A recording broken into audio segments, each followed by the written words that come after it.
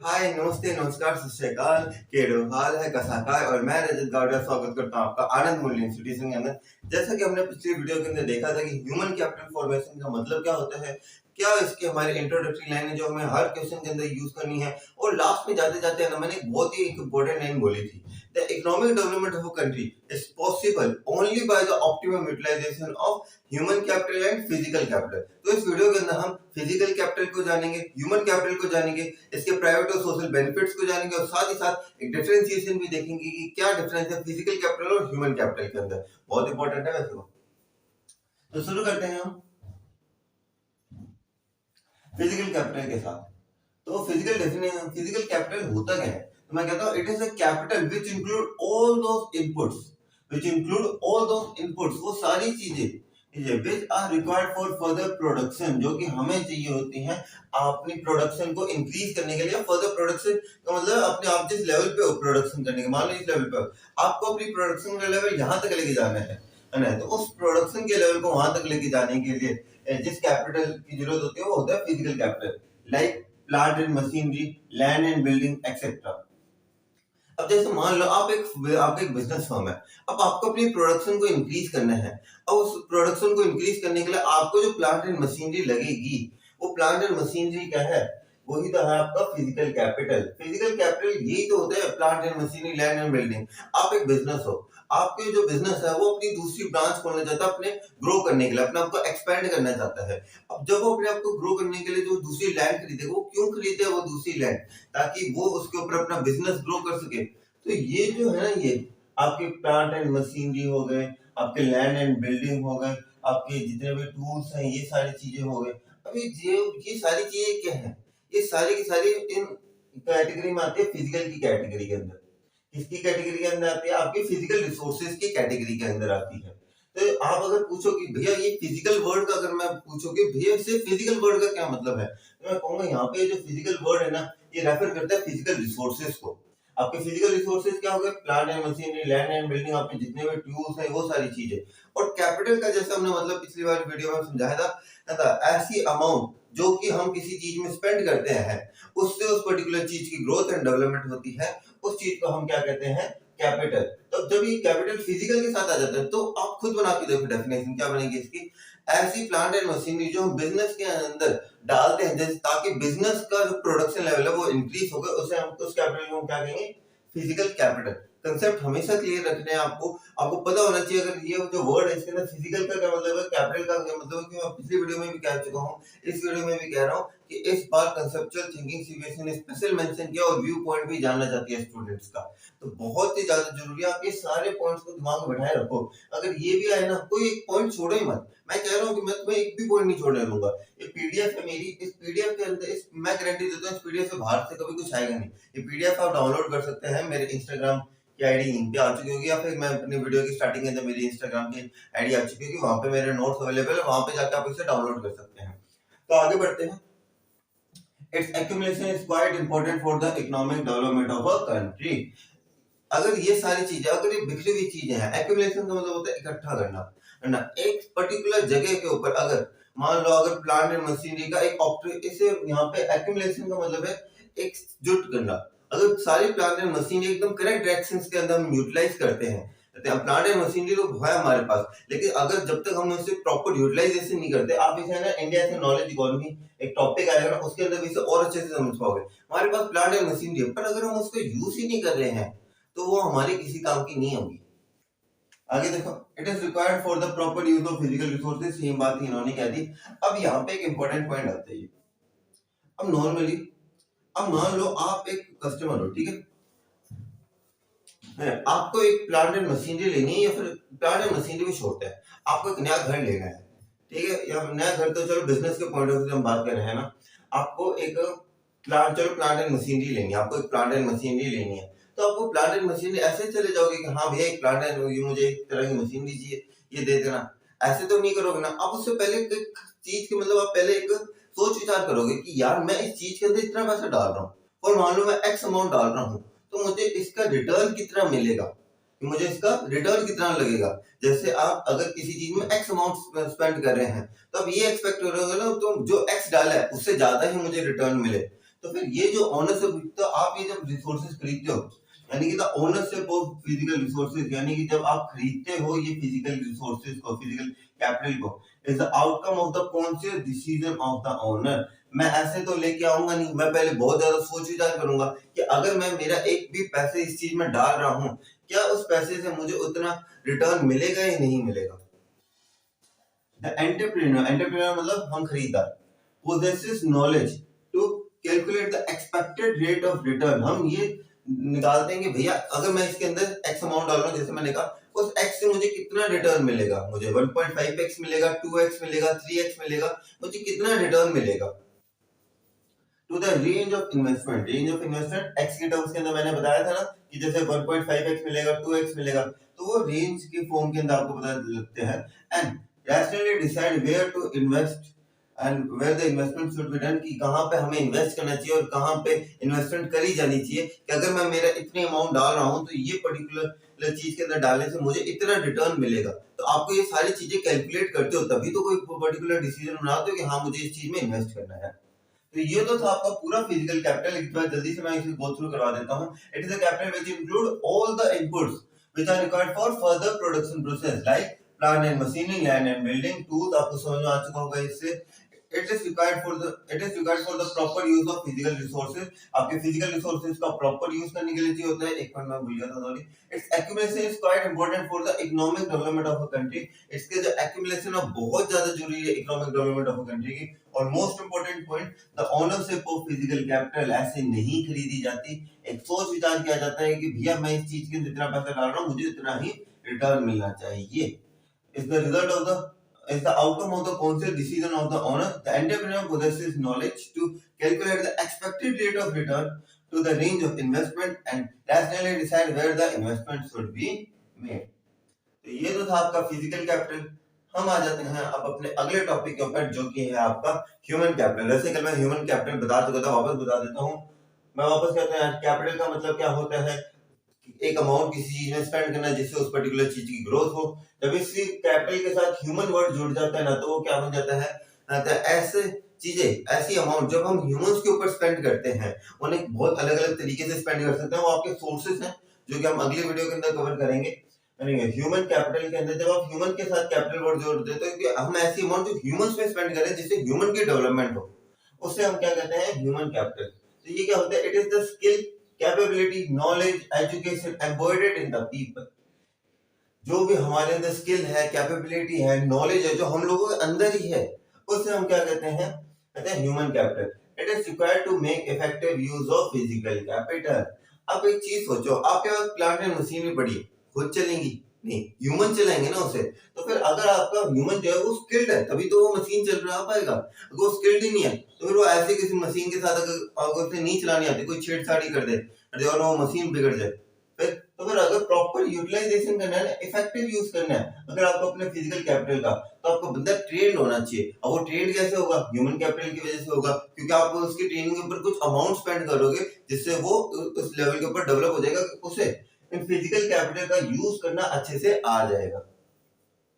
अब हमारे सोसाइटी के पॉइंट ऑफ व्यू से भी देखते हैं that society needs sufficient human capital. Society को ज्यादा ह्यूमन कैपिटल चाहिए, किसकी फॉर्म में, in the form of capable people who have themselves been educated and trained, जो कि खुद एजुकेटेड है, जो कि खुद ट्रेन है। किस तरीके से, as professors and professionals, professors की तरह, प्रोफेशनल्स की तरह वो खुद तैयार है पूरे। एंड वी नीड गुड, यानी कि इसका अगर सारा निकाल के दिखाओ ना, तो we need good human capital. हमें अच्छे ह्यूमन कैपिटल चाहिए ताकि हम ज्यादा से ज्यादा ह्यूमन कैपिटल प्रोड्यूस कर सके। जैसे डॉक्टर्स होते हैं तो फिर एमबीबीएस जैसे डॉक्टरी कॉलेज होते हैं, उसके अंदर आपने देखो वो डॉक्टर्स जो होते हैं कुछ प्रैक्टिकल नॉलेज भी दी जाती है। तो वो प्रैक्टिकल नॉलेज देते वक्त क्या वो ऐसे ही बने हुए हैं या फिर उन लोगों ने एक्सपीरियंस किया है, वो प्रोफेसर्स की तरह वो खुद वो बहुत अच्छे से खुद ट्रेंड है, उसके बाद ही उन्होंने जाके आगे वो ट्रेनिंग देते हैं। वो आगे और उन डॉक्टर जो भी उनके स्टूडेंट्स हैं उन्हें वो उनके देखते हैं तो वो भी समझते हैं, तो वो भी आगे जाके इस तरीके की जो भी ऑपरेशंस है वो परफॉर्म कर पाएंगे। वही सेम चीज है इसके अंदर भी। तो अब हमारे पास ये आपका था पूरा ह्यूमन कैपिटल। ह्यूमन कैपिटल में ह्यूमन कैपिटल और फिजिकल कैपिटल की डेफिनेशन बहुत ही रेयर आती है, जनरली बहुत रेयर आती है। इसका प्राइवेट एंड सोशल बेनिफिट्स बहुत बार आता है और इनका डिफरेंशिएशन दोनों बहुत इंपॉर्टेंट चीज है। तो तो एक बार मैं वापस बता देता हूँ, it is a skill, capability, knowledge, education embedded in the people. लोगों के अंदर जो भी स्किल है, एजुकेशन है, कैपेबिलिटी है, वो सारी चीजें जो है उसे हम ह्यूमन कैपिटल कहते हैं। It is required for to make effective use of physical capital. Machinery खुद नहीं चलती है, मशीनरी को चलाने के लिए जो बंदा है वो भी ट्रेन चाहिए होता है। अगर मैं कहूँ जैसे लैपटॉप है, कंप्यूटर है, कोई भी चला लेगा, उससे पहले वो सीखेगा ना कि हाँ मुझे लैपटॉप कैसे चालू करना है, मुझे कंप्यूटर कैसे चालू करना है, वो सीखेगा पहले। तो वही चीज है इसके अंदर, अगर हमें ये जो फिजिकल कैपिटल का प्रॉपर यूज करना है ना बॉस, तो आपको उससे पहले पहले ह्यूमन कैपिटल के फॉर्म के अंदर उसके लिए स्किल्स लेनी पड़ेगी। और सोसाइटी को अच्छे ह्यूमन कैपिटल चाहिए, प्रोफेशनल्स के तौर पर। जैसे मैंने डॉक्टर का एग्जांपल भी दिया था कि डॉक्टर जो है वो खुद ट्रेंड है ऑपरेशन करने के लिए, और जो स्टूडेंट वो देखता है उसके अंदर ट्रेनिंग लेता है, तो उसे पता चलता है, क्योंकि वो जो डॉक्टर ऑपरेशन कर रहा है ना, उसने भी कभी किसी से ट्रेनिंग ली थी और वो खुद डेवलप्ड है इस तरीके से। इसलिए उसे हम so we need good human capital. और यहाँ पे गुड ह्यूमन कैपिटल उस डॉक्टर का है जो ऑपरेशन कर रहा है, प्रोड्यूस मोर ह्यूमन कैपिटल जो उसे देख रहा है, वो वाला ह्यूमन कैपिटल है जो हम चाहते हैं और ज्यादा आए। अब देखते हैं इसके प्राइवेट एंड सोशल बेनिफिट्स की क्या है, इसके प्राइवेट और सोशल बेनिफिट्स। तो प्राइवेट एंड सोशल बेनिफिट्स, अब हमारे एक चीज बताओ, क्या ह्यूमन कैपिटल से सिर्फ इंसान को फायदा मिलेगा? मैं अच्छे से डेवलप हूं तो क्या मुझे फायदा मिलेगा, या मेरी सोसाइटी को भी एक तरीके से फायदा मिलेगा? दोनों को मिलेगा फायदा, हमें भी मिलेगा, हमारी सोसाइटी को भी मिलेगा। Human capital benefit the owner as well as the society. कि भैया हम, अगर मैं एक जिम्मेदार नागरिक हूँ, मैं ह्यूमन कैपिटल को एक बार ऐसे कहता हूँ कि मैं एक जिम्मेदार नागरिक हूँ, क्या ये जिम्मेदारी नागरिक का से फायदा मुझे मिलेगा, या मेरे जितने भी मेरी आसपास की सोसाइटी है उसे भी मैं कंट्रीब्यूट कर पाऊंगा? कंट्रीब्यूट कर पाऊंगा ना। अब किस तरीके से? An educated person can effectively take part in the democratic processes. एक एजुकेटेड पर्सन जो वो इफेक्टिवली टेक पार्ट कर पाएगा। एक मूवी आई थी भूतनाथ, उसके भूतनाथ रिटर्न, सॉरी, उसके अंदर आपने देखा होगा कि लोग जो है वो इलेक्शन वाले दिन जो है वो आराम से अपना घूमने फिरने चले जाते हैं। तो फिर यहाँ पे अगर एक एजुकेटेड पर्सन होगा जिसे पता होगा यार ये मेरा राइट है, इस दिन मैं ऐसे मुझे अपने देश के लिए कंट्रीब्यूट करना है by electing the correct leader, पर काफी लोग ऐसे करते नहीं है। तो इसी केस के अंदर हम कहते हैं कि अगर वो बंदा जो है वो एजुकेटेड है, an educated person can effectively take part in the democratic processes, कि वो वोट भी करेगा, उसे पता है कि मेरे राइट्स है। और अगर कोई बंदा पॉलिटिक्स के अंदर ही है तो उसे पता है कि मैं ऐसे कौन से डिसीजन लूं जिससे मेरे जितने भी सोसाइटी वाले हैं उन्हें बेनिफिट मिल सके। तो एक एजुकेटेड और एक अनएजुकेटेड पर्सन के अंदर बहुत फर्क होता है। तो एक एजुकेटेड पर्सन अच्छे से डिसीजन ले पाएगा कि उसे पता है इसके कोस एंड कॉन्स क्या होंगे, और इसे लगाने से क्या किस पर्टिकुलर ग्रुप को फायदा मिलेगा और किस पर्टिकुलर ग्रुप को नुकसान होगा। And controls and contribute to the social growth of a nation. और सोशल ग्रोथ होगी हमारे नेशन की, जब हमारा नेशन डेवलप होगा तो हमारे नेशन की सोशल ग्रोथ भी होगी। आगे बढ़ते हैं। एन हेल्दी पर्सन, अब एक healthy person prevent the spread of the contagious diseases। contagious diseases जो बीमारियां फैलती हैं, यानी कि इंफेक्टियस डिजीजेस एंड एपिडेमिक्स। एपिडेमिक्स का क्या मतलब होता है? महामारी। महामारी। अभी किस तरीके से हम ये महामारी इंफेक्टियस डिजीजेस को रोक सकते हैं? By maintaining personal hygiene and sanitisation. जब हम खुद को एक हेल्दी पर्सन की तरह रखेंगे, जैसे अभी रिसेंटली कोविड-19 हुआ था, तो जो बंदा अच्छे से अपने आप को रख रहा था, क्या उस बंदे ने अपने आप को बचाने के साथ साथ जो बंदा अच्छे से मास्क पहन रहा था, जो बंदा अच्छे से सारे अपने अपने हाथों को बार बार सैनिटाइजर से साफ कर रहा था और अपने पूरा कंट्रीब्यूट कर रहा था कि मेरे पास से किसी और को बीमारी ना फैले, क्या उस बंदे को तो बेनिफिट मिले कि उसे कोविड-19 नहीं हुआ? पर क्या जो सोसाइटी थी उसे बेनिफिट नहीं मिला कि उस पर्टिकुलर बंदे की वजह से हमें भी कोई बीमारी नहीं लगी उस पर्टिकुलर बंदे से? अगर उस पर्टिकुलर बंदा अगर मान लो वो इन्फेक्टियस है तो उसने पर्सनल हाइजीन मेंटेन करके अपनी जो बीमारी थी उसे स्प्रेड नहीं किया। तो ये है हमारे प्राइवेट एंड सोशल बेनिफिट्स। तो प्राइवेट एंड सोशल बेनिफिट्स में हमें क्या लिखना है कि ह्यूमन कैपिटल सिर्फ हमें ही नहीं बेनिफिट करता बल्कि ये सोसाइटी को भी बेनिफिट करता है। किस तरीके से? एक एजुकेटेड पर्सन जो है वो इफेक्टिवली टेक पार्ट करेगा डेमोक्रेटिक प्रोसेसेस के अंदर, किसी भी तरीके से कर सकूं। मैं एजुकेटेड हूँ, मुझे पता है कि यार ये पर्टिकुलर लीडर आएगा तभी मैं हमारे देश के अंदर अच्छी तरीके से ग्रोथ एंड डेवलपमेंट हो पाएगी। मैं करेक्ट जगह वोट करूंगा, मैं ऐसे लोगों के भेड़चाल में नहीं आऊंगा कि हाँ सभी लोग इसी को वोट कर रहे हैं तो मैं इसी को वोट करूं। मैं देखूंगा कि भाई ऐसे कौन से लीडर है जो मेरे लिए सही है। तो एक एजुकेटेड पर्सन सही जगह कंट्रीब्यूट करेगा, और अगर वो खुद पॉलिटिक्स के अंदर है तो वो एक ऐसे डिसीजन ही लेगा जिससे हमारे जो देश है उसे बेनिफिट मिल सके, जिससे हमारे देश की सोशल ग्रोथ हो। सिमिलरली एक हेल्दी पर्सन जो होगा वो एक चीज जरूर करेगा कि वो प्रिवेंट करेगा कि अगर उसे कोई बीमारी है, फॉर एग्जांपल उसे एक बीमारी जैसे कोविड-19 है, तो ये कोशिश करेगा कि मैं अपनी बीमारी को स्प्रेड ना करूं और मेरी वजह से किसी और को बीमारी ना लगे। तो इससे सोसाइटी का बेनिफिट है कि सोसाइटी उसकी वजह से इन्फेक्टियस नहीं होगी। तो ये तो थे आपके प्राइवेट एंड सोशल बेनिफिट्स। अब हमारे आज की वीडियो का last topic, that is difference between physical capital and human capital. यार ये बहुत बार आता है, मैं कह रहा हूँ बहुत बार आता है ये टॉपिक, और ये मैं कहता हूँ one of the important topics भी है, क्योंकि ये जो टॉपिक है ना डिफरेंशिएशन के अंदर, क्योंकि एक डिफरेंशिएशन तो आते ही आता है, जनरली वो डायरेक्ट और इनडायरेक्ट टैक्सेस के ऊपर आ जाता है, पर काफी बार मुझे लगता है कि अगर इस साल देखा जाए तो ये भी आ सकता है। तो देखते हैं कि काफी सालों से जो टॉपिक आता नहीं है वो अचानक से प्रकट हो जाते हैं सीबीएसई के अंदर, तो वही हमारे पास। तो सबसे पहला पॉइंट जो है, और आपको मैं एक चीज बताऊं, आपको कभी भी डिफरेंशिएशन लिखना है ना बहुत, आपको डिफरेंशिएशन ऐसे ही लिखना हमेशा, आपको हमेशा डिफरेंशिएशन सॉरी आपको हमेशा बॉस डिफरेंशिएशन के अंदर एक चीज का ध्यान रखना है कि बॉस आपको बेसिस लिखने ही लिखने हैं। भले क्वेश्चन ने लिख दिया कि differentiate between human capital and physical capital, direct मत लिख के आना, हमेशा बेसिस का ही इस्तेमाल करना, बेसिस का ही इस्तेमाल करना, क्योंकि आपको बेसिस के बेस पे ही आप सामने डिफरेंशिएट करोगे। क्योंकि अगर आपने मान लो आपने डिफरेंशिएट कर दिया एक पर्टिकुलर पॉइंट के ऊपर कर दिया, जैसे ये मान लिया कि फिजिकल कैपिटल टेंजिबल है और ये इंटेंजिबल है, ठीक है, ये फिजिकल कैपिटल और ये ह्यूमन कैपिटल, लेकिन अगर आप एक बेसिस भी लिख देते हो ना इसके साथ के अंदर, तो एग्जामिनर को समझ में आ जाएगा। एग्जामिनर कौन? हमारा नाराज जीजा, हमारे नाराज जीजे को समझ में आ जाएगा कि हाँ भाई इसने एक पर्टिकुलर पॉइंट के ऊपर डिफरेंशिएशन किया, और वो पर्टिकुलर पॉइंट क्या है वो आप यहाँ पे लिख दीजिए, वो है बेसिस के अंदर। तो बेसिस बहुत ज्यादा इंपॉर्टेंट है, काफी बच्चे लिखते नहीं है और वो सोचते हैं यार हमारे मार्क्स क्यों उठे, हमने तो पूरा कंटेंट लिखा। बेसिस लिखने ही लिखने हैं गाइस, बेसिस को मत छोड़ना। अब चालू करते हैं इसके अंदर। जैसे पहले बेस है फिजिकल एग्जिस्टेंस। फिजिकल एग्जिस्टेंस मतलब फिजिकली प्रेजेंट होना। इट इज टेंजिबल, टेंजिबल का मतलब तो आप लोग जानते होंगे, जैसे हम देख सके, छू सके, हम फील कर सके। जैसे हमारे जैसे बोर्ड है, मैं इसे टच कर सकता हूँ, मैं इस बोर्ड को फील भी कर सकता हूँ। तो ये it is tangible and can be sold in the market. क्या ये टीवी को मैं जो हमारे एलईडी स्क्रीन है, हमारा डिजिटल बोर्ड है, क्या मैं इस डिजिटल बोर्ड को मार्केट में जाकर सेल कर सकता हूँ? कर सकता हूँ। पर हमारे जो ह्यूमन कैपिटल होता है इनटेंजिबल है, मेरे अंदर स्किल्स है, मैं एजुकेटेड हूँ। आपको दिख रहा है कि अब अगर मैं एजुकेटेड हूँ, मतलब अगर कोई आपको आपको पता चल रहा है यहाँ पे कोई ऐसी रेस ही जा रही है, यहाँ पे दिखते हुए कि हाँ यहाँ पे कोई ऐसे फ्लैग सा लगा हो, यहाँ पे लिखा हो इज एन एजुकेटेड पर्सन, ऐसा तो कहीं पे नहीं लिखा हुआ। तो फिर अब मेरी जो स्किल्स है वो आप लोगों को कैसे पता चले? अभी तो आपको पता है जैसे मैं एक एजुकेटेड हूँ, पर मान लो आप अगर मुझे ऐसे रैंडमली मिलते हो या फिर आप किसी को भी ऐसे मिलते हो, आप कैसे बता सकते हो कि वो पर्सन एजुकेटेड है या नहीं है, क्या वो पर्सन हेल्दी है या नहीं है? तो हम एक तरह से देखा जाए तो हम ह्यूमन कैपिटल जो भी उसकी स्किल्स है, नॉलेज है, वो उस बंदे तक ही है। हम देख तो नहीं सकते हाँ वो बंदा आ रहा है, वो नॉलेजेबल लग रहा है, कैसे लग रहा है भाई, उसने कुछ ऐसा किया। जब अपनी स्किल्स परफॉर्म करेगा तब हम देख सकते हैं, पर क्या हम उसकी स्किल्स को महसूस कर सकते हैं? नहीं कर सकते। And can not be separated from its owner, वो अपनी ओनर से सेपरेट नहीं करी जा सकती। तो यहाँ पे मैं सेपरेटेड की जगह सोल्ड वर्ड लिखता हूँ मैं, क्योंकि आगे इसी वर्ड क्योंकि सेपरेबिलिटी के ऊपर भी है। And can not be sold hold in the market, कि वो मार्केट के अंदर बेची नहीं जा सकती है।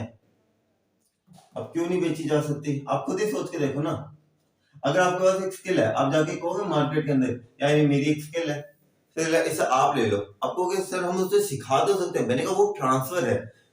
इसके अंदर क्या है? Sold in the market. अगर जब मैं ये डिजिटल पैनल किसी को बेचूंगा तो क्या मेरा उसके ऊपर अधिकार रहेगा? नहीं रहेगा मेरा, मैं उसके बदले में कैश ले चुका हूँ। लेकिन आपकी जो आपकी फिजिकल स्किल्स है आप किसी को दे नहीं सकते, क्योंकि वो आपसे खुद अलग ही नहीं हो सकती आपकी फिजिकल स्किल्स।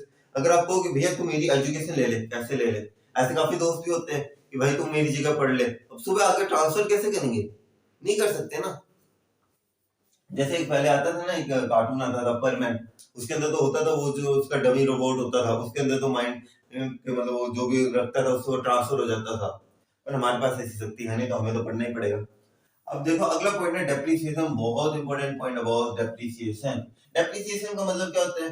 भैया ये तो हम अभी 11th में पढ़ के आए हैं। डेप्रिसिएशन का मतलब होता है किसी भी चीज की या किसी भी एसेट की वैल्यू डेप्रिसिएट होना पैसेज ऑफ टाइम के साथ। मैंने कहा वेल एंड गुड, बिल्कुल सही है। तो डेप्रिसिएशन तो जो हमारा फिजिकल कैपिटल है depreciates with the passage of time. जो हमारा फिजिकल कैपिटल है वो डेप्रिसिएट होता है, कम होता जाता है। किससे? पैसेज ऑफ टाइम के साथ एक साल मशीनरी लाए, ठीक है, दूसरे साल उसकी वैल्यू कुछ कम हो जाती है, दूसरे साल और कुछ कम हो जाती है, करके क्लास 12 के क्लास 11 में WDV method, SLM method, methods करे होंगे आप लोगों ने, उसके नाम ने देखा होगा, साल भर साल कुछ ना कुछ वैल्यू कम हो जाती है इसकी। लेकिन एक चीज बताओ, क्या आपकी अब जो ये हमारी ह्यूमन कैपिटल है, तो ये भी तो डेप्रिसिएट होती होगी, सर ये कैसे डेप्रिसिएट होगी? मैंने आज जो पढ़ा, मैंने मेरी पढ़ाई तो मेरे साथ ही, वो तो हमेशा रहेगी। मैंने कहा बिल्कुल सही, आपकी पढ़ाई आपके साथ हमेशा रहेगी। लेकिन एक चीज बताओ, आप जैसे नॉर्मली ले लो, आप जैसे अभी 12th क्लास में हो, आपने 9th क्लास पूरी पढ़ी थी ना, अब 9th क्लास का एक टॉपिक आप याद करने की कोशिश करो, क्या आपको एग्जैक्टली याद है? नहीं याद, आपको एग्जैक्टली याद नहीं है। आपको सच बताऊं तो आपको ये भी याद नहीं होगा कि आपने परसों खाया क्या था, आपको नहीं याद। आपने खाया तो परसों की बात ले लो, आपने परसों क्या खाया था आपको ये भी नहीं पता। लेकिन आपको ये सारी चीजें जब अगर आप रोज रेगुलरली इसे रिमाइंड करते रहोगे, जैसे आपने कोई टॉपिक लिया, जैसे यूपीएससी का अगर कोई आप मान लो, जैसे मैं एक यूपीएससी एस्पिरेंट हूँ, तो मैं जैसे यूपीएससी का कोई भी मैंने टॉपिक पढ़ा, तो एक बार मैंने पढ़ लिया, ठीक है, अगर मैं महीने बाद उस टॉपिक को वापस देखूंगा, कि मुझे इतना अच्छे से याद रहेगा? महीने नहीं, अगर मैं उसे 5-6 महीने बाद देखूंगा, तो वो मैंने पढ़ा जरूर था, अच्छे से याद किया था क्या, पर वो मुझे इतना अच्छे से याद होगा जितना मुझे उस टाइम था नहीं होगा।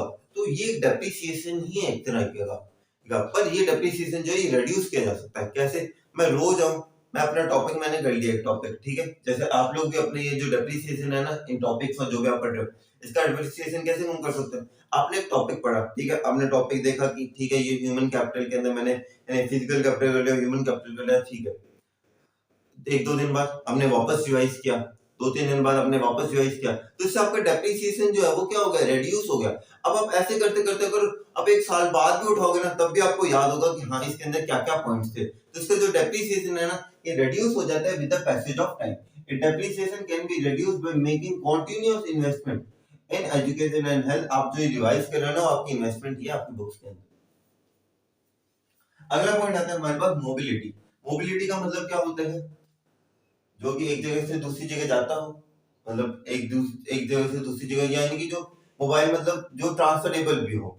ओके, तो फिर it is more mobile as compare to human capital. जो मशीन्स होती हैं वो ज्यादा मोबाइल होती है, मशीन्स तो ट्रांसफर होती रहती है एक जगह से दूसरी जगह तक। ह्यूमन को ट्रांसफर करने में ऐसा है कि ह्यूमन बार बार ट्रांसफर नहीं होते, यानी कि अब यहाँ पे आप समझे, आप कहोगे कि भैया एक चीज समझ में नहीं, ह्यूमन भी तो ट्रांसफर हो सकता है ना जल्द से जल्द। मैंने कहा सुनो, अब अगर हम यहाँ पे बात किसके पॉइंट ऑफ व्यू से करें? Capital, physical capital, human capital करें। मैं एक मशीनरी एक अपनी एक फैक्ट्री में यूज कर रहा हूँ, तो मेरे लिए ज्यादा आसान होगा कि अगर मुझे इसके लगता है कि जो मशीनरी है दूसरी फैक्ट्री में ज्यादा अच्छे से काम करेगी, मैं इसे आसानी से कर सकता हूँ। लेकिन एक पर्सन जो एक पर्टिकुलर जॉब ऑफ वर्क के अंदर लगा हुआ है, वो अगर बार बार चेंज होता रहेगा, एक जगह से दूसरी जगह से तीसरी जगह तक, वो करना बहुत औखा है। क्योंकि ट्रांसफर ऑर्डर एक बार ही आ जाए तो ठीक होते हैं, पर बार बार ट्रांसफर करने एक बंदे को एक जगह से दूसरी जगह, ये कंपैरेटिवली थोड़ा सा मुश्किल भी होता है, और इसलिए ये लेस मोबाइल होता है। It is less mobile as compare to the human capital. आगे देखते हैं सेपरेशन। ये बोर्ड मेरा है, मैंने इस बोर्ड को बेच दिया, क्या ये बोर्ड मुझसे सेपरेट हो गया? हो गया, क्योंकि मैंने इसके बदले पैसे लिए। मेरे पास एजुकेशन है, मेरे पास पूरे एकदम एकदम जैसे मेरे पास 12th का पूरी 12th क्लास का सिलेबस मेरे यहाँ पे बैठा हुआ है, पूरी 12th क्लास का। अब मैं सामने वाला कोई नया आया मेरे पास 12th क्लास वाला, मैं उससे कह सकता हूँ ये लो भैया? नहीं कह सकते हम लोग। क्यों? क्योंकि ये जो चीजें है ना, ये जो स्किल्स है, ये सेपरेबल नहीं है। मैं इसे ऐसे नहीं दे सकता, ऐसे देता तो फिर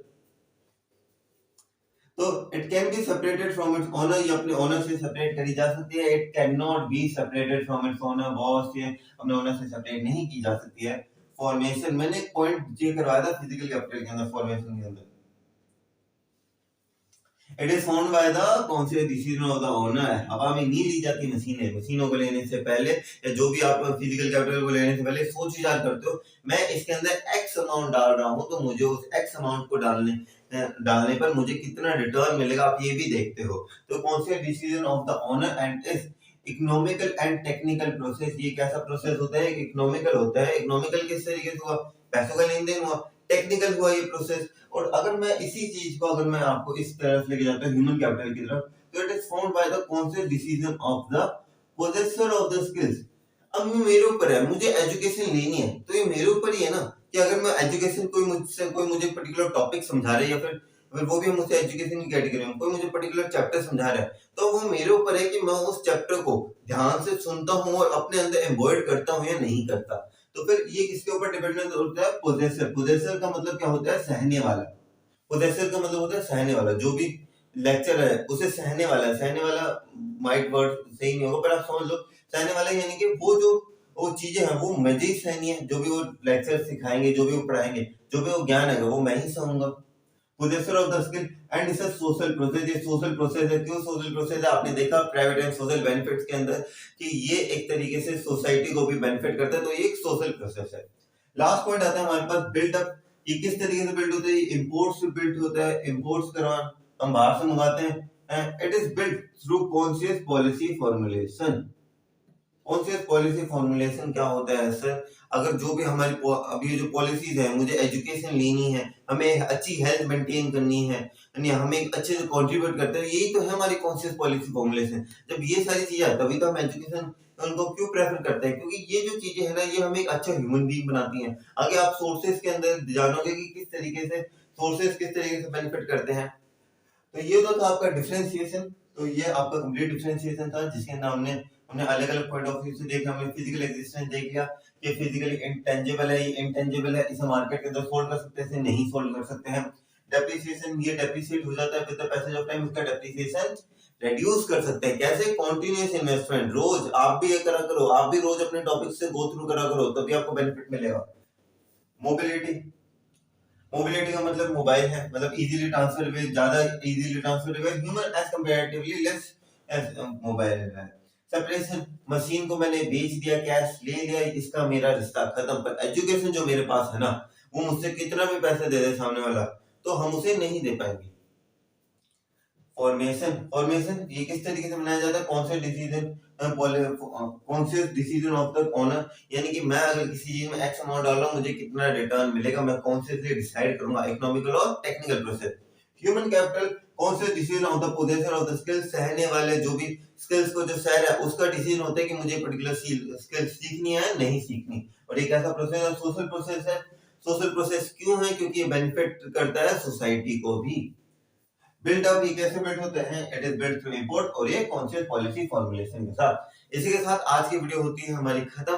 thank you so much for watching this video. अगर आपको लगता है कि हमारा कंटेंट आपके लिए यूजफुल है या आप ऐसी वीडियोस और चाहते हैं, देन तो प्लीज हमारे चैनल को सब्सक्राइब कीजिएगा, लाइक कीजिएगा, शेयर कीजिएगा। मेरा नया चैनल है, प्लीज मुझे सपोर्ट दिखाइएगा। आप मुझे सपोर्ट करते हैं, मैंने पिछली वीडियो में भी कहा था, इस वीडियो में भी कहता हूँ यार, मैं तुम्हें अपना 100% दूंगा। मैं गारंटी देता हूँ, तुम अगर ये नोट्स लोगे ना मेरे इंस्टाग्राम से, मैं आपको गारंटी देता हूँ इस नोट के बाहर से अगर कुछ भी नहीं आएगा, 110% है। ये नोट बहुत ही मैंने खुद के बनाए हुए नोट्स हैं, ये कहीं से उठाए हुए नहीं है, कहीं से ऑनलाइन सर्च करे हुए नहीं है। ये पूरी की पूरी आपकी जो एक तरह से आपकी जो टीआर जैन बुक है, संदीप गर्ग है, और जो आपके अदर रेफरेंसेस बुक है, मैंने सब सारी चीजों से कुछ ना कुछ उठा के ऐसे नोट्स प्रिपेयर करे। मुझे नहीं लगता यार इससे बाहर से कुछ आएगा। So thank you very much for watching us. So thank you very much for watching our video. I just thank you all for, अगर आपने यहाँ तक वीडियो देखी है तो फिर आपको डेफिनेटली मेरी टीचिंग अच्छी लगी होगी। तो प्लीज सपोर्ट कीजिएगा हमारे चैनल को, अपने दोस्तों को रिकमेंड कीजिएगा। मेरे चैनल को ग्रो करने में आपकी मदद चाहिए होगी मुझे। Please do support me. So till then see you guys, अगले वीडियो के अंदर वापस मिलेंगे। ह्यूमन कैपिटल फॉर्मेशन के पांचों सोर्सेज करेंगे। सबसे इंपॉर्टेंट टॉपिक हमारे सीबीएसई के पॉइंट ऑफ व्यू से, और इस साल और पिछले साल भी 2022 और 23 के अंदर भी सीबीएसई के अंदर इसका क्वेश्चन आया था सोर्सेज का, और काफी सालों से लगातार आया जा रहा है। तो देखते हैं कि क्या होते हैं हमारे सोर्सेज ऑफ ह्यूमन कैपिटल। एक एक करके जानेंगे। पांचों सोर्सेज हैं, पांचों सोर्सेज को जानेंगे। So till then see you guys and फिर मिलते हैं। चलो फिर तब तक अपना आखिरी dialogue, do whatever you want to do man, but don't forget your mata pita and Bharat माता। जय हिंद।